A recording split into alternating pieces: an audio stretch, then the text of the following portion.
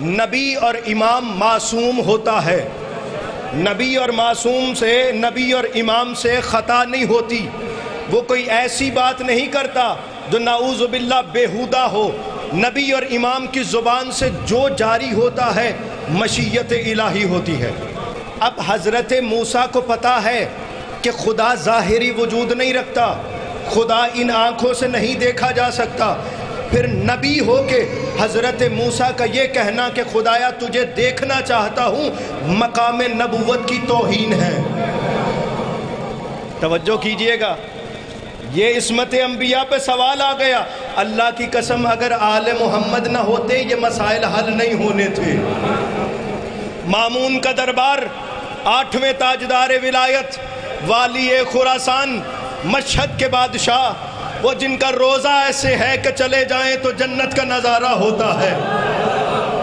مامون کے دربار میں کھڑے میرے 8ویں تاجدار ولایت، مامون نے کہا آقا موسیٰ اللہ کا نبی تھا، جانتا تھا کہ خدا آنکھوں سے دیکھا نہیں جا سکتا، پھر بھی اس نے کہا کہ خدایا تجھے دیکھنا چاہتا ہوں، یہ ماجرا کیا ہے؟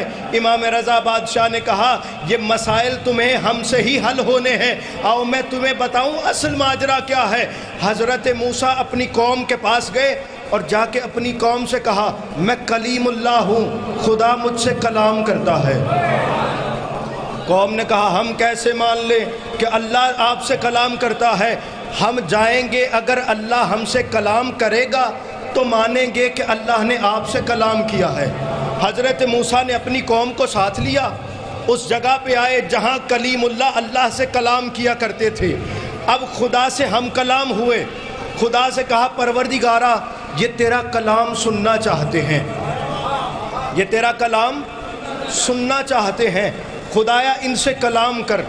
اب خدا نے ایک درخت سے کلام ایجاد کیا۔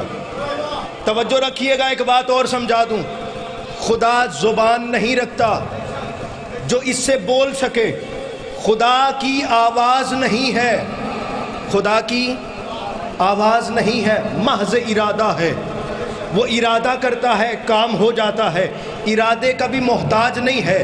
سمجھانے کے لیے لفظ استعمال کر رہا ہوں، جب وہ بولنا چاہتا ہے تو پھر کرتا کیا ہے؟ وہ کسی چیز کو وسیلہ بناتا ہے، اس چیز میں سے آواز آنا شروع ہو جاتی ہے۔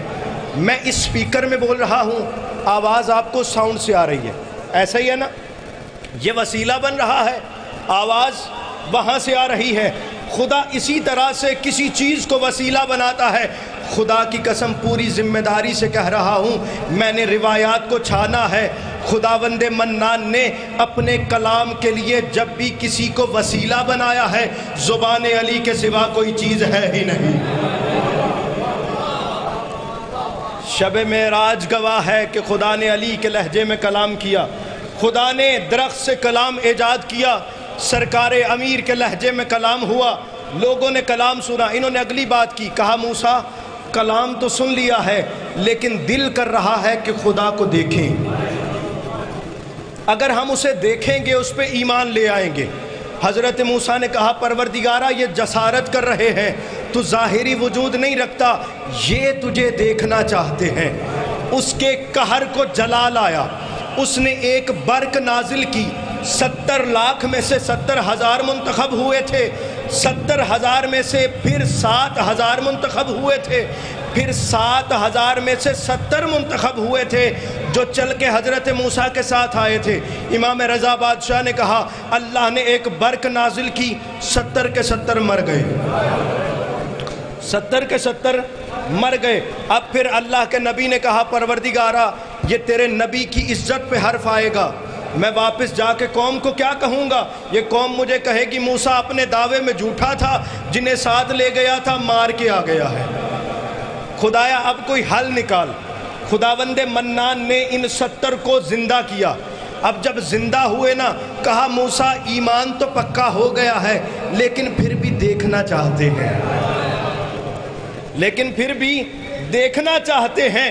اب حضرت موسیٰ نے خدا سے کہا خدایا تو دیکھ رہا ہے، یہ کیا چاہتے ہیں؟ تو خداوند منان نے کہا موسیٰ جو یہ چاہتے ہیں وہ مجھ سے مانگ لے، تیری عصمت پہ حرف نہیں آئے گا۔ پھر حضرت موسیٰ نے اپنا چاہا نہیں مانگا، اس قوم کا چاہا مانگا، پروردگارہ یہ تجھے دیکھنا چاہتے ہیں، مجھے اپنا دیدار کرا دے۔ مامون نے یہ جواب سنا، اپنی مسند سے اٹھا، ہاتھ چوم کے کہا آقا خدا کی قسم آپ آل محمد نہ ہوتے ہم ہلاک ہو جاتے۔ میں کہوں گا یہ تیری زبان نہیں ہے، اس سے پہلے بھی بڑے بڑے کہہ گئے ہیں اگر آپ نہ ہوتے خدا کی قسم ہم ہلاک ہو جاتے۔ صلوات پڑھیے ایک محمد و آل محمد کی ذات پر۔